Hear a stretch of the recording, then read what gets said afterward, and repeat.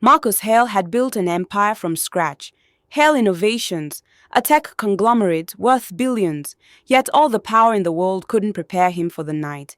Everything in his life imploded, beginning with a scream that froze his blood in his veins.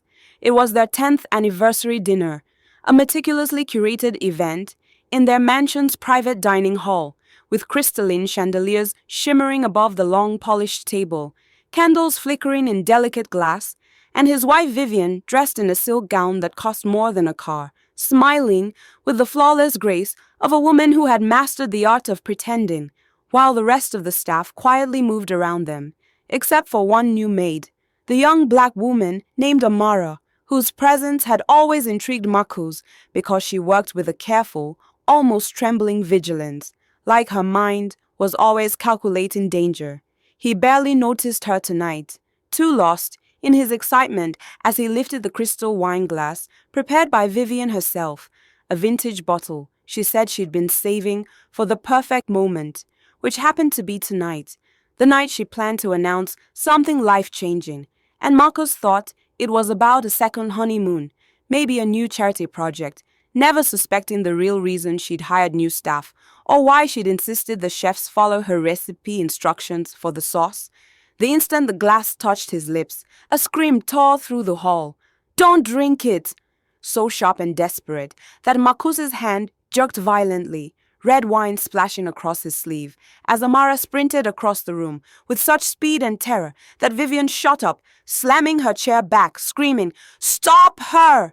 with a command so fierce the other maids froze, and Marcus, stunned, stared at Amara, who grabbed the wine glass from his fingers and threw it to the marble floor, where it shattered, the red liquid spreading like blood.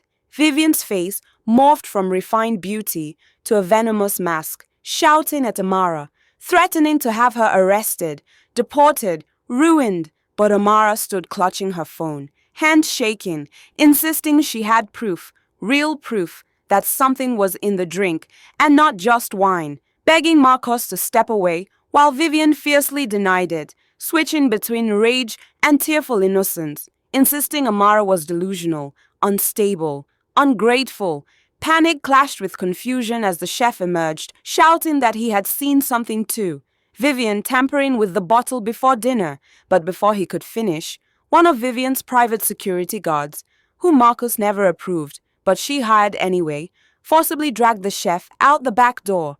Marcus felt his world tilt sideways, a roaring in his ears, as Amara played a recorded video on her phone, secret footage captured earlier, showing Vivian in the kitchen, whispering into her own phone, saying it has to look natural, just enough to cause a medical incident, not fatal. "Afterward, I'll get everything," Marcus staggered, recognizing both his wife's voice and the unmistakable tone of conspiracy, while Vivian lunged for Amara's phone, screaming, "You little rat!"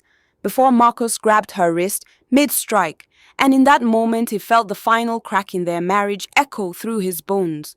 The room became a battlefield of accusations, denials, and revelations, as Amara explained that she had overheard conversations, seen paperwork hidden in Vivian's study, and discovered that Vivian had secretly met with lawyers to arrange a full asset transfer under the guise of medical guardianship, meaning if Marcus fell mysteriously ill, she would take immediate control of his companies, accounts, and holdings, amounting to nearly $500 million in personal assets. Marcus, heart pounding, hand shaking, called his attorney, ordered all security to stand down, demanded the chef be returned, and had the staff seal the room. And as Vivian realized her plan was falling apart, she screamed that Marcus would regret betraying her. But he simply stared at her with a numbness deeper than anger, deeper than shock, deeper than pain, because he now understood that the woman he once adored had been preparing to betray him not just emotionally, but financially, strategically, and permanently.